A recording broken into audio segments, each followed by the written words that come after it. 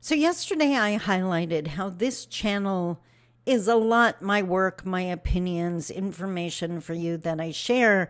But when I come across something, someone else's work, and it blows me away and I think it's going to help you, then I am all about sharing that with you. Now, if you've watched a couple of my videos or you're subscribed to my channel, you would also know that Brendan Burchard and Ed Mylett are two people that I follow on a regular basis. I watch their inspirational or motivational videos. I just think it works for me. And over the course of my career, there's been people I've listened to in the past that it no longer resonates. But, as I grow, I think the mentors I reach out for change. And Ed Mylett is someone that I try to commit to making sure that I watch his podcast on YouTube. You can listen to it on all the other options. But he recently did an event with Deion Sanders, and we need to talk about it.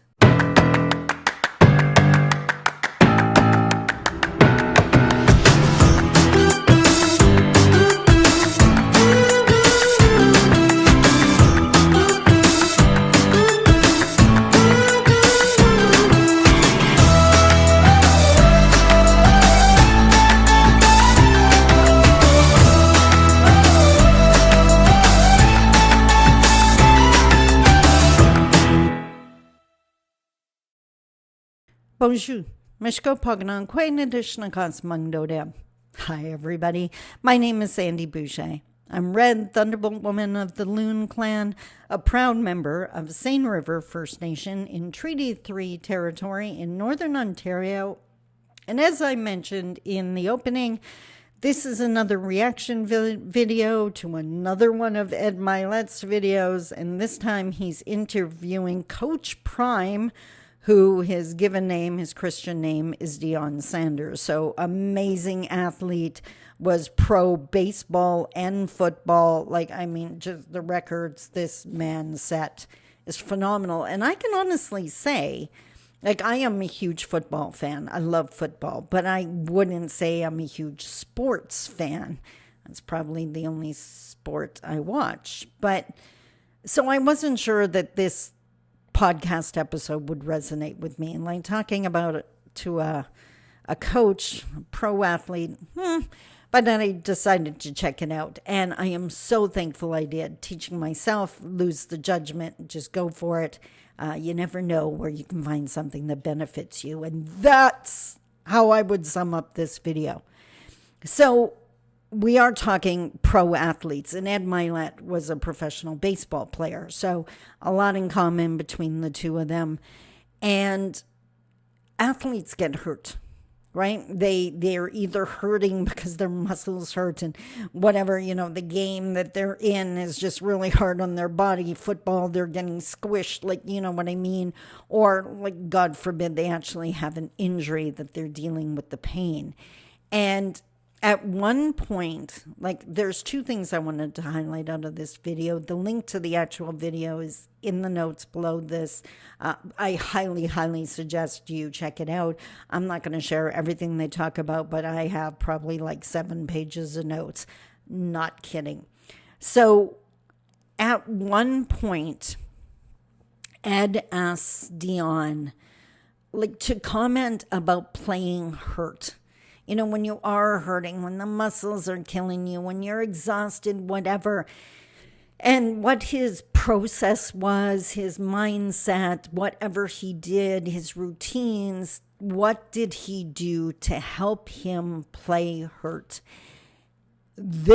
His response was a lightning bolt moment. My red thunderbolt, lightning bolt, knock you on your tush moment, Oprah Winfrey, aha moment. That kind of thing. Without batting an eye. Are you ready for this? Sit down. You should sit down. Deion, without batting an eye, answers, aren't we all playing hurt?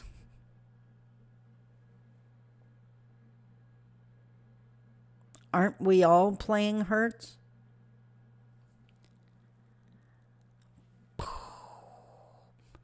So I'm thinking of the event I just did. Like so many people in a room, so many non-Indigenous, Indigenous there as well. And like both sides of the feather, for me, like for Indigenous people who have been hurt so much, to instead of judging or making assumptions or running with stereotypes about non-Indigenous people, realizing that non-Indigenous are hurting too. In the same way that years ago, I was blown away when I realized that non-Indigenous people need safe spaces to ask their questions just as much as we do. And yes, that was eye-opening. I'm raised Indigenous. Knowing what non-Indigenous needs wasn't in my realm, but we can all grow and learn.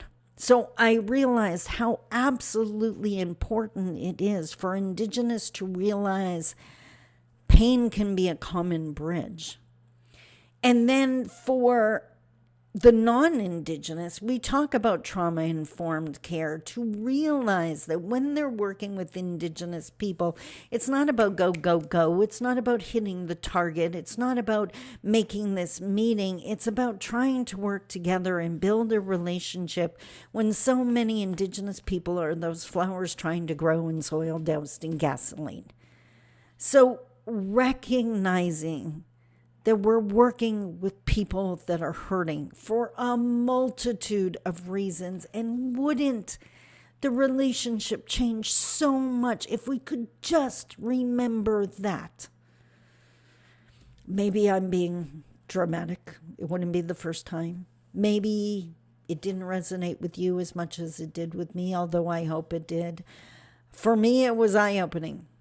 It's definitely something that is going to affect the work I do in the future, the seminars and the keynotes and the workshops that I do. And then now I'm going to cruise to the Indigenous side of the feather for a second, because lateral violence is a thing in our communities. Indigenous tearing apart Indigenous, the judgment, the gossiping, the bullying. Violence is a symptom of response to oppression or internalized oppression. So the fact that it's happening shouldn't shock anyone. But obviously it needs to end if we're ever going to heal. And if we're ever going to heal our communities. And to get past it requires the healing of those individuals. But here's what happens.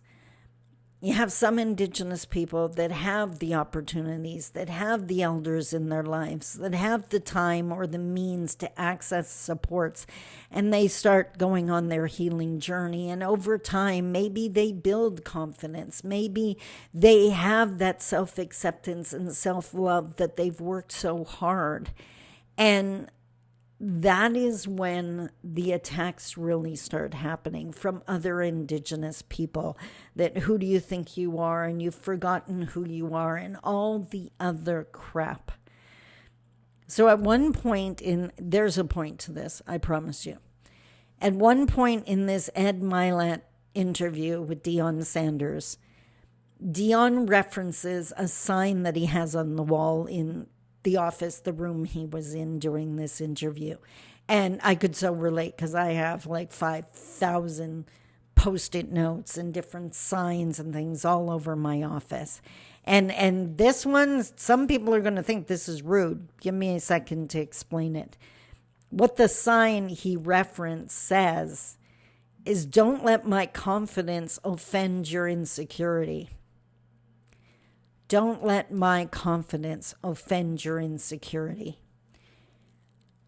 I read that not as judgment, but again, realizing the people that attack, the Indigenous people that have an issue with my level of confidence, that is their insecurities that they have yet to have a chance to heal from.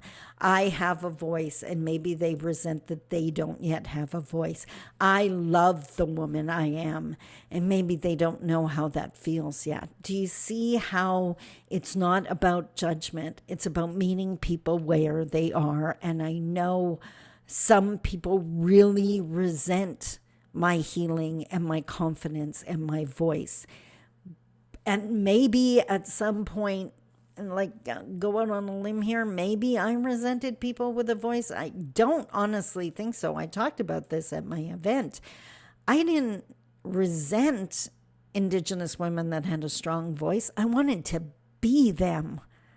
I couldn't figure out how. I was like, how are they so confident? How are they so strong? They're not attacking, but they're not backing down. They're sharing truths. They're sharing what needs to be said. They're not letting this conversation end without making the points that need to be made to move the needle forward. I wanted to be them.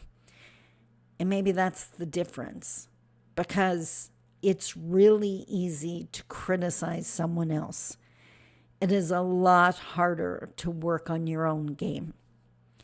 And again, I do not take lightly how many gifts I have in my life now. I have so much to be thankful for. I have a million people that helped me get here. I definitely did not do it on my own. And with the gift comes responsibility, says my teachings. So I take the responsibility very seriously. Obviously, I work full time doing seminars and workshops and videos. And I am balancing the feather for the first time. Like, people are just starting to realize that just as all that training that's been for Indigenous people for decades, we're finally realizing if we're not going to practice white supremacy, maybe non-Indigenous need training too. How about we don't assume that we're the problem, that only the Indigenous need help? There's guidance needed on both sides of this feather. So if you're Indigenous and you have achieved some level of success and you've noticed that the bullying and the gossiping has increased, pray for them. Help them find supports. Realize that they're wishing they had your confidence in your voice, even if that's not what it sounds like. That's just your confidence triggering their insecurity. That doesn't mean you give up your confidence. This episode of the Ed Mylett Show, I highly, highly, highly, highly recommend. Link is below in the notes. I hope that maybe knocked you on your tush, because I know it's definitely not a show I'm forgetting anytime soon. Until tomorrow, I think we have one more video to go. I love you. Take care. Bye-bye.